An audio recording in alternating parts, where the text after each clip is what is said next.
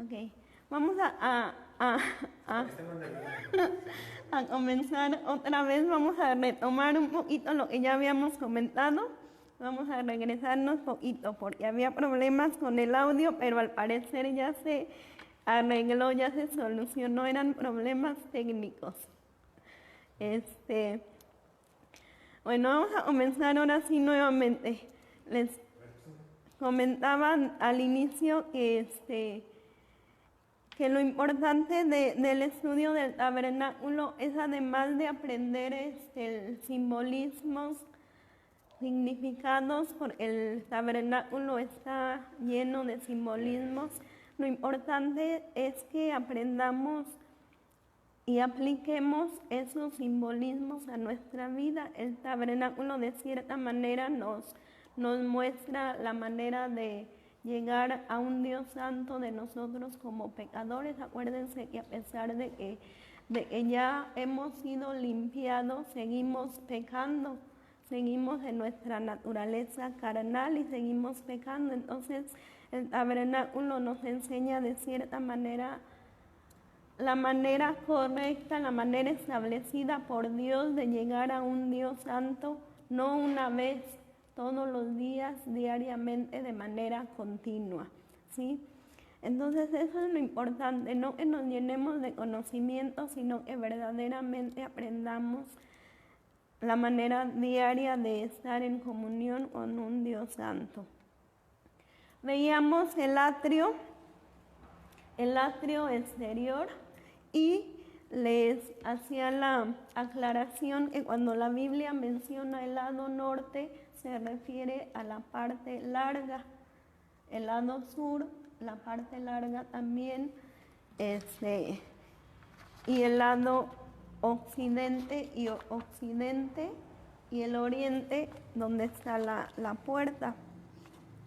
Sí, les comentaba, ya vimos las medidas hace 8 días, 100 codos de largo, aproximadamente 45.72 metros, 50 codos de ancho, aproximadamente 22.86, y 5 codos de alto, que era el alto de las cortinas y de las columnas, aproximadamente 2.28 metros.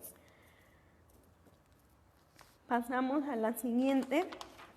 Les comentaba que el atrio está formado del lado norte por 60 columnas,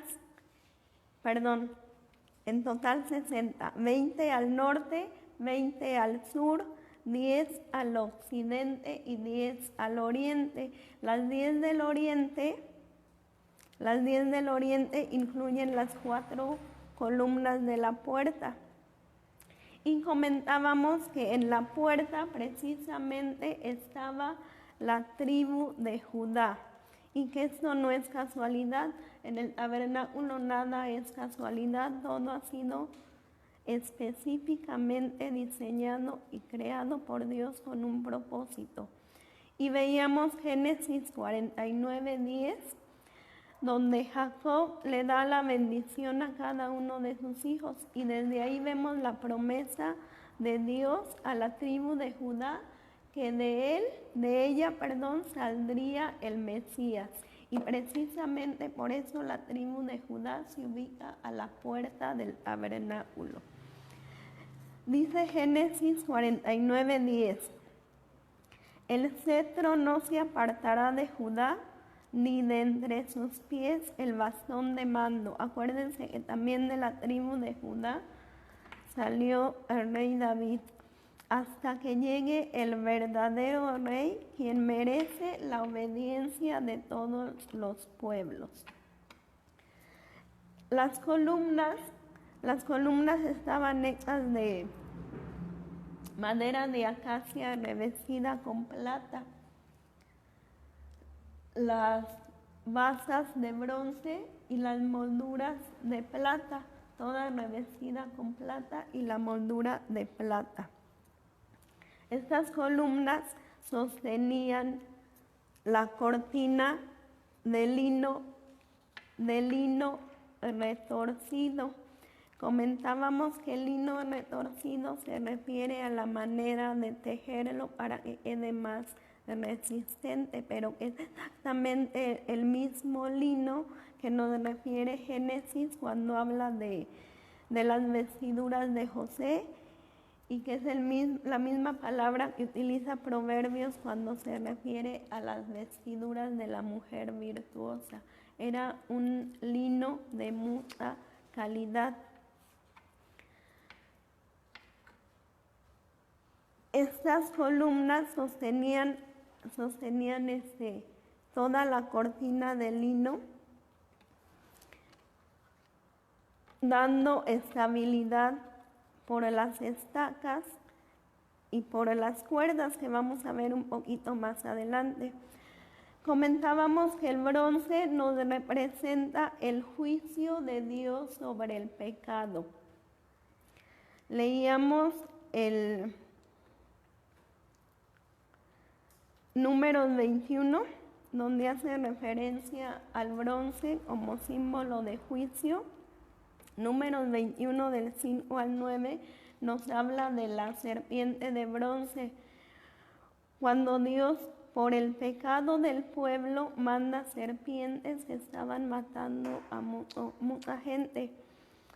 Moisés ora y Dios le dice que levante una serpiente de bronce, que todo el que mire a la serpiente iba a ser curado, haciendo simbolismo, como Jesús mismo lo menciona de él mismo más adelante en Juan 3:14. Juan 3:14, vamos a leerlo.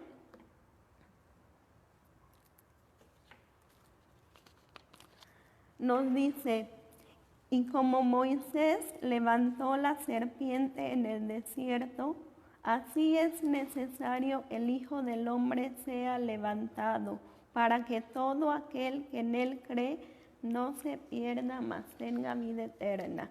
Los judíos miraban a la serpiente de bronce para ser sanados. Actualmente tenemos que mirar a Jesús para ser sanados, hablando de pecado obviamente. ¿Sí? El bronce nos está simbolizando el juicio de Dios sobre el pecado.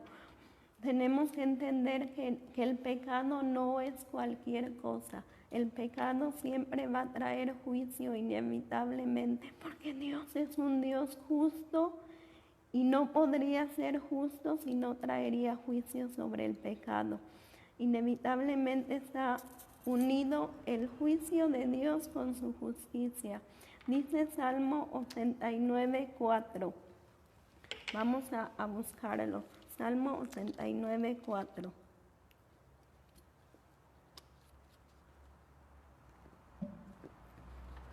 Dice: justicia y juicio son el cimiento de tu trono.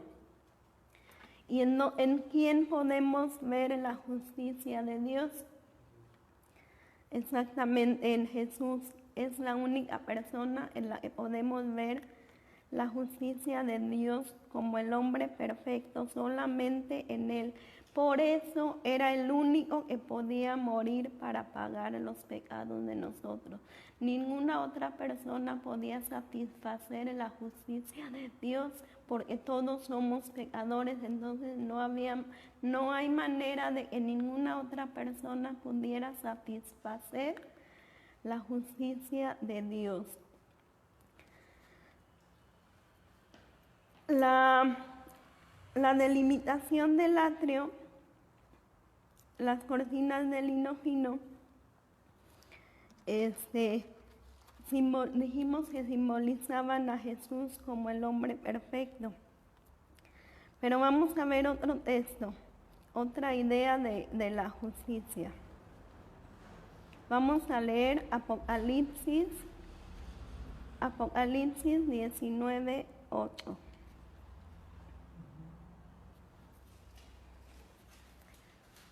Apocalipsis 19:8 dice: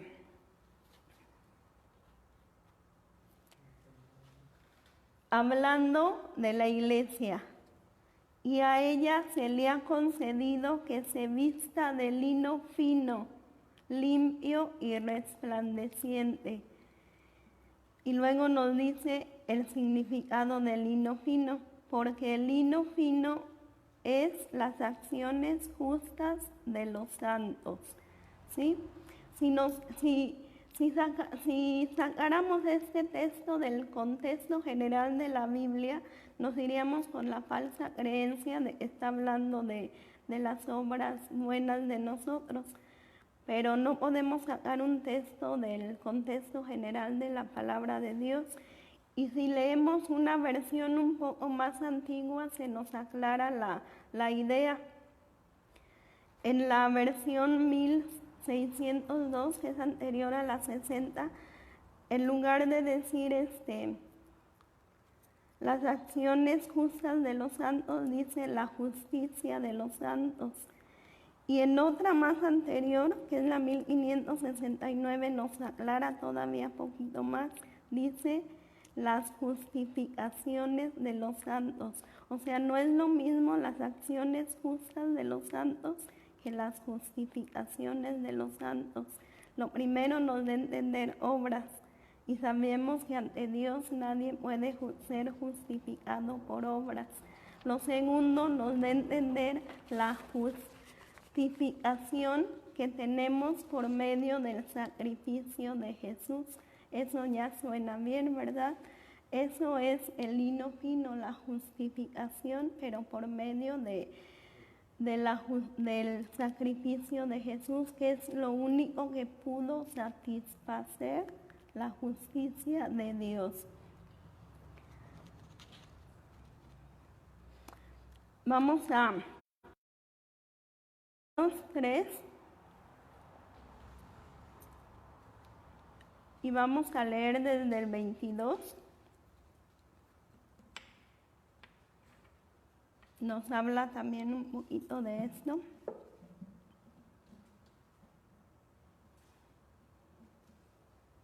Dice, voy a leer la versión Palabra de Dios para Todos, y dice: pero ahora Dios nos muestra lo que anunciaban la ley y los profetas. La manera en que Dios nos aprueba no tiene nada que ver con la ley, sino que tiene que ver con la fe en Jesucristo. Dios aprueba a todo el que tiene fe en Jesucristo, no importa quién sea. Todos pecaron y por eso no pueden participar de la gloria de Dios. Dios en su generoso amor aprueba a todos gratuitamente. Esto es un regalo hecho posible porque Jesucristo hizo lo necesario, o sea, morir, para librarnos del pecado. Dios ofreció a Jesucristo para hacer posible, por medio de su muerte, el perdón de los pecados. El perdón se recibe a través de la fe. Él ofreció a Jesucristo como sacrificio para demostrar que Él siempre es justo en lo que hace. ¿Ven? No podemos separar justicia de juicio. Tenía que morir alguien para satisfacer la justicia de Dios. Entonces, si el lino fino nos habla de la justicia de Dios y el bronce de su juicio, y la plata nos habla de la redención, de la manera como fuimos rescatados de nuestros pecados, justicia, juicio y del amor de Dios que nos rescató. Fíjense todo lo que viene solamente, todo el mensaje que viene solamente en el atrio, sin que nos hayamos metido más allá. Continuamos con otro simbolismo todavía de las columnas. Ahora como tipo de la iglesia, vamos a Timoteo 3:15. Primera de Timoteo 3:15.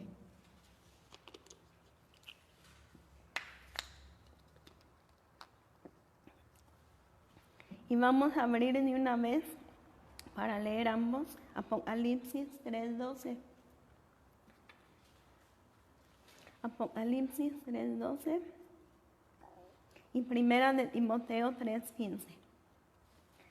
Dice, para que si tardo sepas cómo debes conducirte en la casa de Dios, que es la iglesia de Dios viviente, columna y baluarte de la verdad. Habla de la iglesia como columnas, como templo viviente de Dios, como columna y apoyo de la verdad. Entonces las columnas están simbolizando también a la iglesia. ¿Y qué está? Las columnas como tal, si tú veías el atrio por fuera, las columnas no se veían. Las columnas solamente estaban sosteniendo la cortina, ¿sí? Nuestra redención sustentada sobre el juicio de Cristo, y como iglesia estamos haciendo, revelando ¿a quién? A nosotros mismos no, estamos revelando la justicia de Jesús. Estamos mostrándolo a Él, no a nosotros, estamos mostrándolo a Él. Segunda de Corintios 4:10.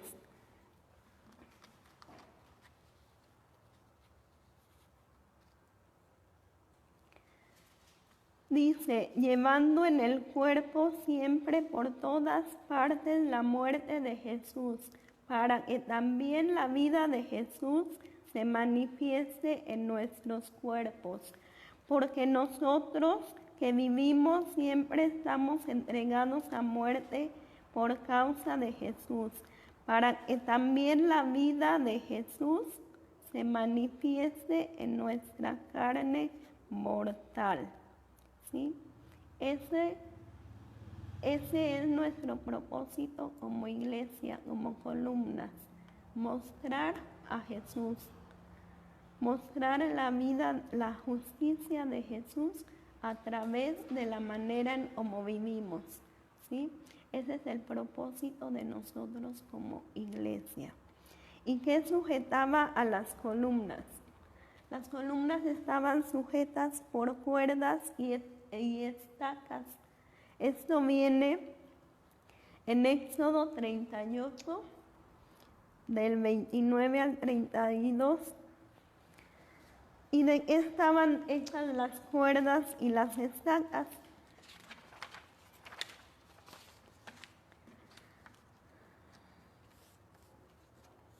Las cuerdas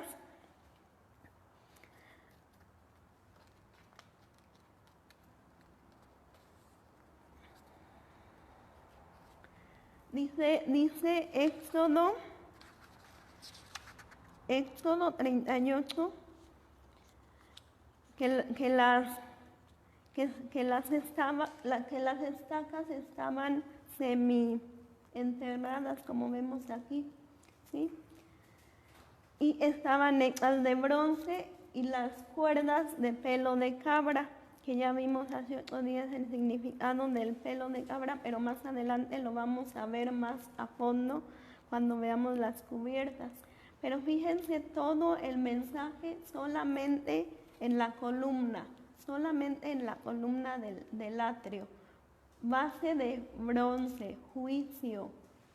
El poste de madera de acacia. La madera de acacia, no sé si lo mencioné hace 8 días, pero era una madera incorruptible que aguantaba la intemperie del medio, que nos está representando el cuerpo incorruptible de Cristo, revestida de plata, símbolo de la redención, y el tope de plata, Jesús como redentor. La cuerda de pelo de cabra, ofrenda por el pecado, y la estaca de bronce, todo el juicio que vino sobre él, que lo llevó hasta la muerte, pero resucitó. Todo ese mensaje nos muestra solamente en la columna.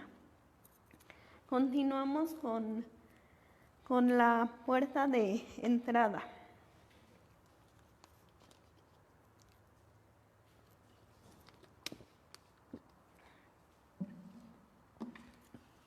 La puerta de entrada viene en Éxodo 27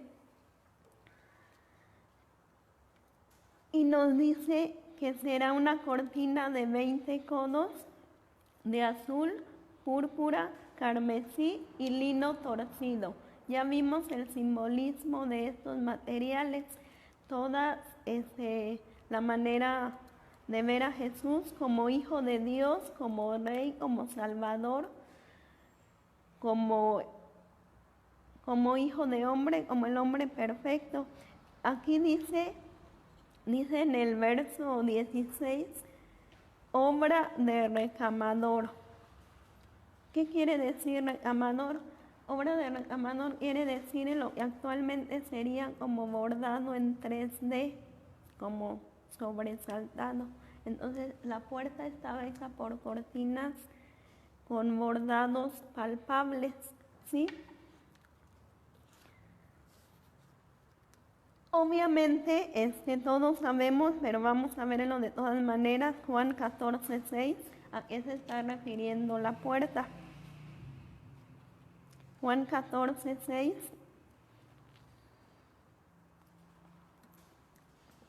dice, yo soy, hablando Jesús, yo soy la puerta, el que por mí entrare será salvo. Esta puerta, que era la primera puerta, los judíos las conocían como primera puerta, segunda puerta y tercera puerta. Esta es la primera, o sea, la de la entrada al tabernáculo. Esta tenía 4 columnas. ¿Sí? El número 4 en numerología se relaciona con la plenitud de la tierra, hablando de la oportunidad de salvación para toda la humanidad. ¿Sí? El 4 simbolizando igual los 4 evangelios, cada evangelio dirigido a personas diferentes, a judíos, a romanos, a griegos y a toda la iglesia. 4 puntos cardinales, igual indicando la plenitud de la tierra, por eso 4 columnas, indicando la oportunidad de salvación para todo el mundo. Sin embargo, 4 columnas nos forman 3 entradas, ¿sí? Aunque era conocida como una sola puerta, 4 columnas nos forman 3 entradas, simbolizando la deidad trina de Dios, Padre, Hijo y Espíritu Santo, quienes hicieron posible nuestra salvación. ¿Sí? Eso ya lo sabemos, así que no vamos a ahondar tanto y vamos a pasar a las cubiertas. Vamos a pasar a esta parte. Ya vimos todo el atrio, vimos todo lo que son las columnas, las cuerdas. Vamos a pasar a esta parte.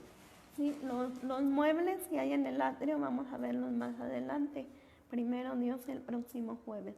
Ahorita vamos a pasar a esta parte conocida como el santuario. El santuario, y vamos a empezar a ver las cubiertas. Las cubiertas están en Éxodo 26 y vienen desde el 1 hasta el 14. Desde el 1 hasta el 14 nos describe cada una de las cubiertas. Son 4 cubiertas, pero cada cubierta está formada por varias cortinas. Vamos a ver una por una. Vamos a irnos de adentro hacia afuera, empezando por la primera cubierta.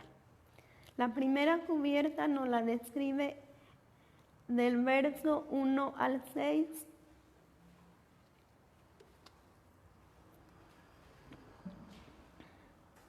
Del verso 1 al 6 nos describe la primera cubierta. Y la primera cubierta estaba hecha de 10 cortinas. Estas cortinas eran de los materiales que ya vimos para la puerta de entrada, de los mismos materiales que eran lino torcido, azul, púrpura y carmesí. Ya no vamos a ahondar en el significado porque ya lo vimos. Ya vimos cada simbolismo de estos colores. Esta cortina estaba formada por 10 cortinas de lino de azul, púrpura y carmesí. Y esta cortina era la más corta, ¿sí? Ya no vamos a ahondar en el significado para darle más tiempo a las otras cortinas. Y nos vamos a la cortina siguiente. Después de la cortina de lino, viene la cortina de pelo de cabra. Y esta se describe en el verso del 7 al 13. Estas cortinas de pelo de cabra, estaban unidas por corsetes de bronce, simbolizando nuevamente el juicio de Dios. Esta cubierta, la de pelo de cabra, consistía en 11 cortinas de pelo de cabra. 5 de ellas estaban cubriendo el lugar santísimo, o sea, la parte de atrás, y cubrían hasta el dorso del santuario. Y las otras 5 cubrían el lugar santo, o sea, la parte del frente y la parte del frente del santuario, la segunda cubierta, ¿sí? Esta cortina de pelo de cabra simbolizaba la ofrenda por el pecado, el macho cabrío que nos habla en Levítico 9.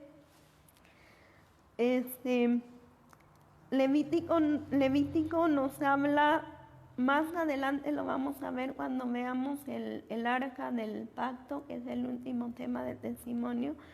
Vamos a ver lo que era el día de la expiación, pero nada más voy a mencionarlo porque aquí nos habla del macho cabrío que en el día de la expiación lo degollaban como símbolo de muerte de un inocente por el pecado del pueblo, ¿sí? Jesús, como nuestra ofrenda por el pecado, era tratado como si él mismo hubiera sido el pecador. A él que no conoció pecado se le trató en su muerte. Dios lo trató como si él hubiera sido el pecador. Eso mismo pasaba con el macho cabrío de que nos habla Levítico. Se mencionaba todo el pecado del pueblo sobre este macho cabrío y después lo degollaban. Había otro que lo mandaban al desierto, pero eso ya es otra historia que la vamos a ver después. Aquí lo importante es que el macho cabrío siempre está relacionado con el pecado, representando a Cristo que llevó nuestro pecado en semejanza de carne de pecado, pero sin pecado, ¿sí? Él no pecó, pero como si hubiera pecado, cargó el juicio por el pecado. Y esto representaba la segunda cubierta, que era de pelo de cabra.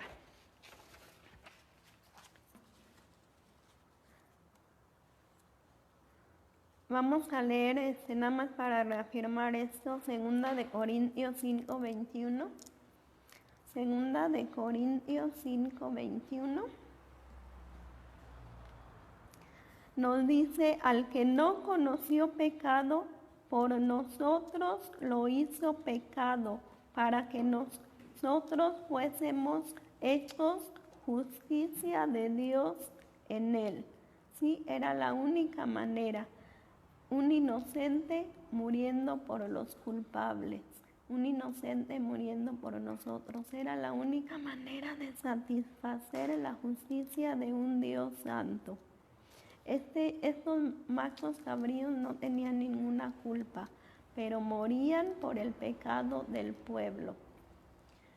La siguiente cubierta, cuero de carnero, era la tercera cubierta. El carnero, pues ese es el macho de los corderos, es un cordero. Esta cubierta tenía que estar teñida de rojo, simbolizando el derramamiento de la sangre de ese cordero, ¿sí? Se le llama carnero al macho de la oveja. Vamos a leer Hechos 8:32. Les voy a mencionar de una vez varios textos para no entretenernos tanto. Juan 1:29, Hechos 8:32, Isaías 53:7.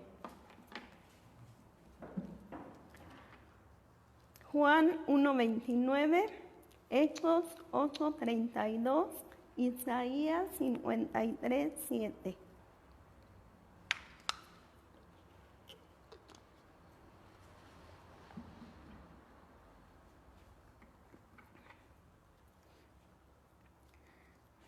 Dice, el siguiente día vio Juan a Jesús que venía a él y dijo, he aquí el Cordero de Dios que quita el pecado del mundo. Hechos 8:32. El pasaje de la escritura que leía era este, como oveja a la muerte fue llevado, y como cordero mudo delante del que lo trasquila, así no abrió su boca.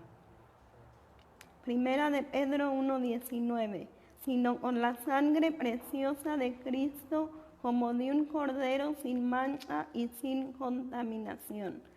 Isaías 53:7, angustiado él y afligido no abrió su boca, como cordero fue llevado al matadero y como oveja delante de sus trasquiladores, enmudeció y no abrió su boca. La cubierta de pieles de carnero era la tercera y obviamente simbolizaba a Jesús como el cordero, como el carnero sustituto en el lugar nuestro, ¿sí? En Génesis 22, no lo busquen, ya conocemos esta historia. En Génesis 22 vemos un simbolismo de este cordero sustituto cuando Abraham va a sacrificar a Isaac y Dios le provee un carnero, ¿sí? Desde aquí ya se nos está dando una simbología a lo que iba a hacer Dios con nuestro pecado, enviar un sustituto porque ninguno de nosotros éramos capaces de satisfacer la justicia de Dios. Por eso Dios proporcionó un carnero sustituto, un cordero. Romanos 5:8, no lo busquen para no entretenernos, nada más anoten, mas Dios muestra su amor para con nosotros, en que siendo aún pecadores, Cristo murió, parafraseando, en el lugar de nosotros. Cristo murió en sustitución de nosotros. Éramos nosotros los que merecíamos morir. Continuamos con la última cubierta de cuero de tejones. A lo mejor el carnero, el cordero, el macho cabrío es un poquito fácil de identificar porque siempre se nos habla de Jesús como el cordero inmolado, se nos habla de Jesús como el macho cabrío que llevó nuestro pecado, pero a lo mejor del tejón no tenemos otra referencia, pero si buscamos un poquito de información sobre el tejón, nos vamos a sorprender.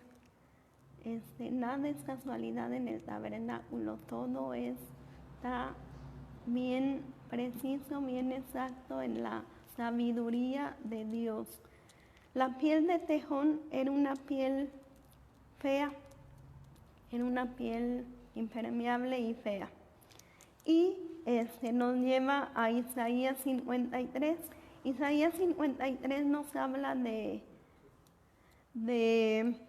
Jesús, pero ya en sus últimos momentos, ya de su muerte, hablando de cómo quedó, de la manera tan cruel que fue tratado y cómo quedó desfigurado en su carne. Y dice el 2, subirá cual renuevo delante de él, y como raíz de tierra seca, no hay parecer en él, ni hermosura le veremos, mas sin atractivo para que le deseemos. ¿Sí?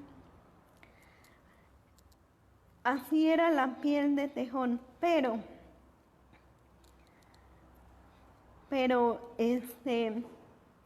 si tienen oportunidad y pueden ver un documental de cualquier parte de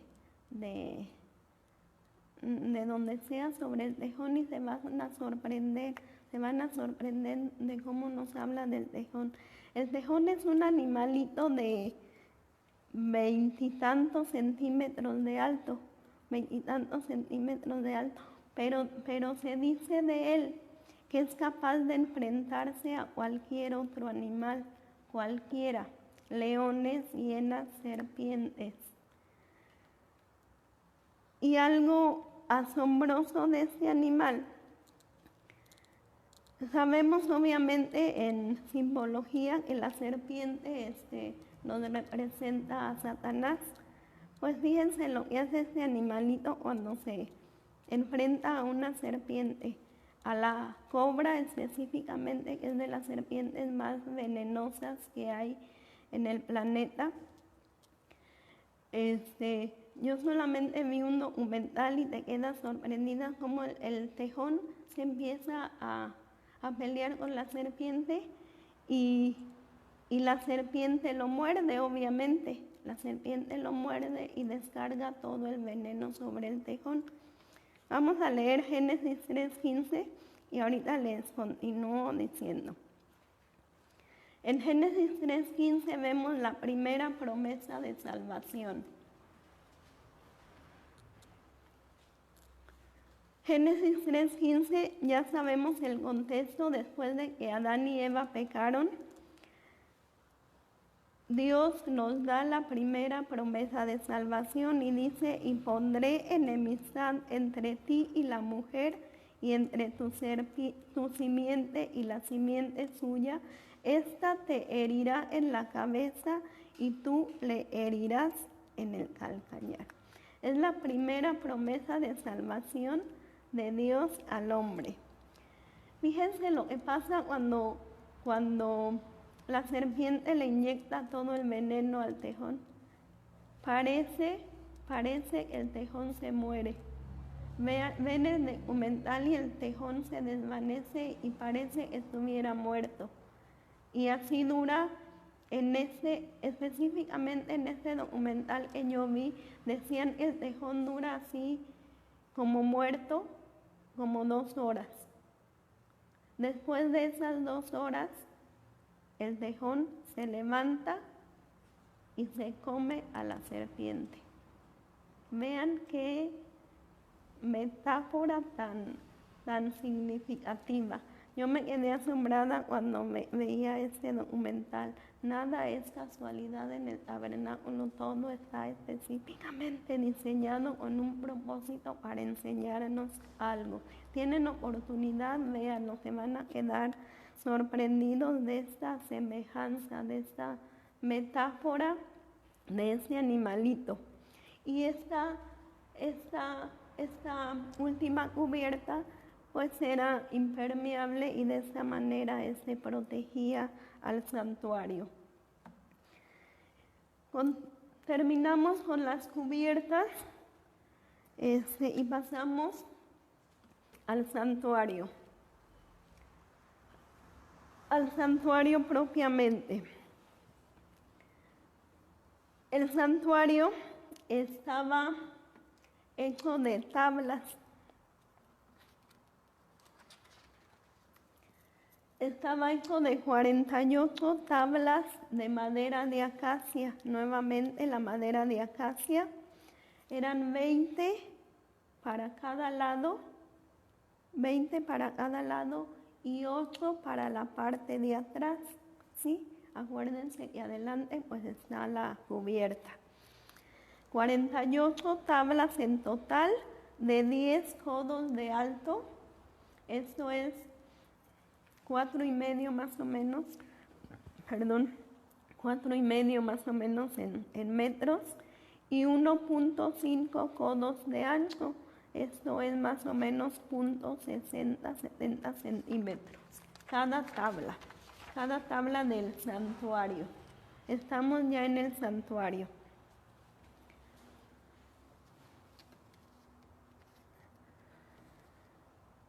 Vamos a ver un poquito de simbología, primero como simbología como tipo de Cristo de estas tablas y después como tipo de la iglesia. ¿Sí? Cada tabla estaba compuesta de 2 materiales contrastantes, que es la madera de acacia cubierta de oro. Madera de acacia cubierta de oro. Si se fijan el simbolismo de la humanidad y la divinidad de Jesús en cada tabla, la humanidad y la divinidad de Jesús. Cada tabla de madera de acacia cubierta con oro. Vamos a ver un poquito de la simbología como iglesia. Nada más antes vamos a ver unos textos donde nos habla de la humanidad incorruptible de Jesús, como la madera de acacia, que era madera incorruptible.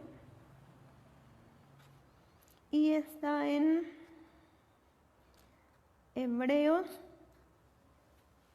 Juan 3:5, perdón.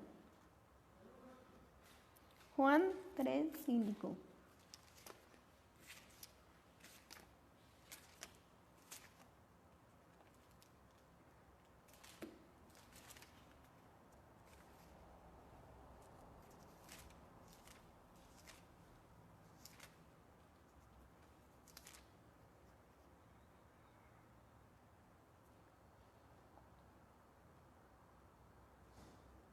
No, anoté mal el 3, ¿no?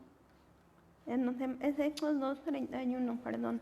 Hechos 2:31.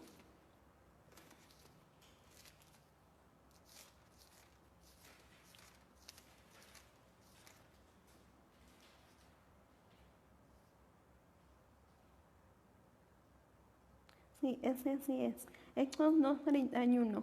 Viéndolo antes, habló de la resurrección de Cristo, que su alma no fue dejada en el Hades, ni su carne vio corrupción. ¿Sí?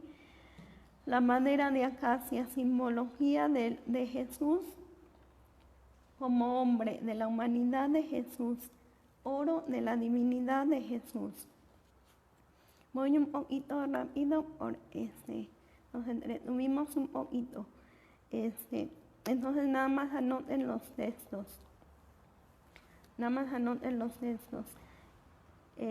Mateo 8:24. Como hombre Jesús se cansó y durmió en la parte inferior del barco y como Dios reprendió a la tormenta. Juan 11:33. Como hombre él lloró en la tumba de Lázaro, como Dios lo resucitó. Mateo 27:33. Como hombre sufrió sobre la cruz, como Dios resucitó su humanidad. Como simbología, como iglesia.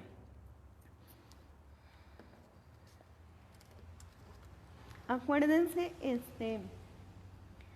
que recordando un poquito de simbología, en la Biblia el árbol simboliza al hombre. Entonces, obviamente la madera de acacia venía de un árbol. Como cristianos, estas columnas también representaban nuestras dos naturalezas, la carnal y la espiritual. Cuando nacemos de nuevo se nos da una nueva naturaleza, pero obviamente continuamos con la naturaleza carnal, sigue con nosotros hasta que nos muramos o hasta que Dios venga por nosotros. Vamos a ver unos textos. Efesios 2, del 19 al 22. Viendo un poquito la simbología de este santuario con la iglesia. Dice, así que ya no sois extranjeros ni advenedizos, sino conciudadanos de los santos y miembros de la familia de Dios, edificados sobre el fundamento de los apóstoles y profetas, siendo la principal piedra del ángulo Jesucristo mismo, en quien todo edificio bien coordinado va creciendo para ser un templo santo en el Señor, en quien vosotros también sois juntamente edificados para morada de Dios en el Espíritu. Primera de Pedro 2, 5. Primera de Pedro 2, 5. Vosotros también, como piedras vivas, sed edificados como casa espiritual y sacerdocio santo para ofrecer sacrificios espirituales aceptables a Dios por medio de Jesucristo. ¿Sí? Somos cortados del mundo para venir a formar parte del templo vivo de Dios, con la doble naturaleza, madera y oro, nuestra naturaleza carnal y espiritual. Romanos 7, 12 a 21, no lo busquen, nada más anótenlo, yo se los leo, hablando Pablo sobre estas dos naturalezas. Y yo sé que en mí, esto es, en mi carne, no mora el bien, porque el querer el bien está en mí, pero no el hacerlo, porque no hago el bien que quiero, sino el mal que no quiero, eso hago. Y si hago lo que no quiero, ya no lo hago yo, sino el pecado que mora en mí. Así que queriendo yo hacer el bien, hallo esta ley, que está el mal en mí. ¿Sí? Nos representa a la iglesia en el proceso de formación. El Espíritu Santo sigue trabajando. Estas tablas eran sostenidas igual por basas, pero estas basas ya no eran de bronce, eran de plata. Ya somos redimidos. Ya somos redimidos, somos comprados por sangre. Estas tablas estaban unidas por cinco barras horizontales, como lo vemos en la imagen. 4 por fuera y una que no se veía. Estas 4 barras permitían mantener unido el santuario. Sin estas barras, el santuario perdía estabilidad, perdía unidad. ¿Cuál es el simbolismo de estas barras? Precisamente lo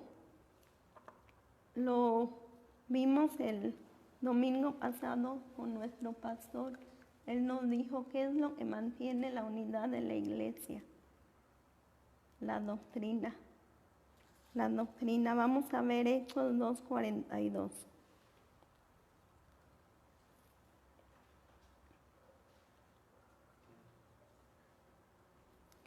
Dice, y se dedicaban continuamente a las enseñanzas de los apóstoles, a la comunión, al partimiento del pan y a la oración.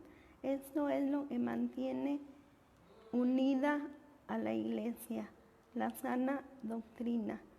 Sin estas barras que la mantenían así, las tablas se iban así, ¿sí? Y es bien obvio que por eso de alguna manera la deidad de Jesús es tan atacada, porque es de las doctrinas principales del cristianismo. Si se ataca esta doctrina, es bien fácil tumbar a las demás, ¿sí? Es lo que mantiene unida a la iglesia. Las basas de plata, ya lo vimos, nada más para repasar. Las basas de plata, esas se hicieron con el dinero del rescate que pagó el pueblo judío cuando fue censado. Y precisamente se usó para las basas que simbolizaban la redención por nuestro pecado. Vamos a ver rapidito, ya para terminar, nada más para no quedarme, para que no me falte nada, vamos a ver rapidito las puertas. Ya es muy rápido, las puertas. Atrás. La puerta de la entrada, que era la primera puerta, la puerta al santuario y la puerta ya que daba al lugar santísimo, las tres estaban hechas del mismo material, que era lino, azul, púrpura y carmesí. La primera estaba, como lo vimos, bordada como quien dice en 3D. La segunda no tenía bordado y la última estaba hecha con querubines. Esa era la única diferencia entre esta y esta, los querubines, ¿sí? Dice Éxodo 26, que es donde nos hablan de las puertas, que estaba hecha de obra primorosa. Y primorosa, si buscamos en un diccionario, nos dice que se hace, fíjense lo que dice, con delicadeza, con excelencia y con perfección. Imagínense la belleza de este velo, pero ahorita no vamos a ahondar ya en ese. Y ya por último, los pilares y las columnas de las puertas. La primera puerta, como ya vimos, tenía 4 columnas.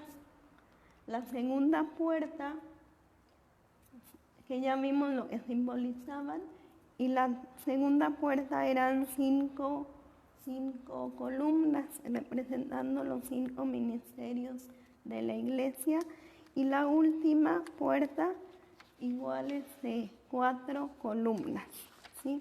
Ya vamos a ahondar un poquito más cuando entremos al santuario a ver cada uno de los muebles, ¿sí? Hasta aquí nos vamos a quedar porque ya nos pasamos por mucho de tiempo.